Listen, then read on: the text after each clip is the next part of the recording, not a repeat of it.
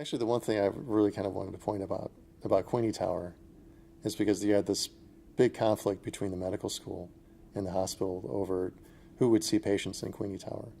And it became a really contentious point between them, so bad that Edgar Queenie and the dean of the medical school, Edward Dempsey, couldn't even be in the same room together. So what eventually came out of that was a plan to create a new person at the at Washington University, a new position called the Vice Chancellor for Medical Affairs. And they found someone temporarily to do that, Carl Moore, who was the head of internal medicine. He decided he would do that, but he said, only for 1 year.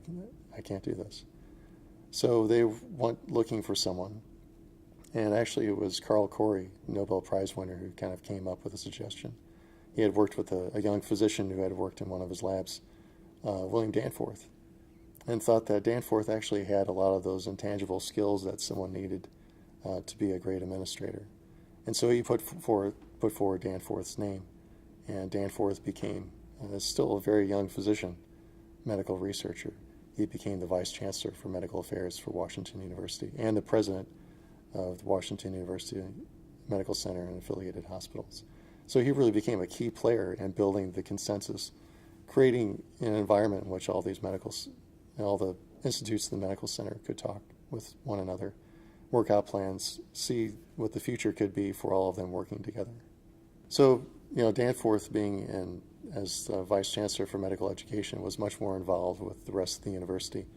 And during the turmoil in the 60s, he kind of distinguished himself by meeting with a lot of the students who were doing sit-ins on the main campus during the 60s.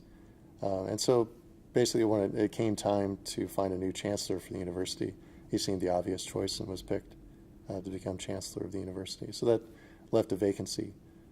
So then Samuel Guzet, who was then head of psychiatry, was brought in to become the Vice Chancellor for Medical Affairs.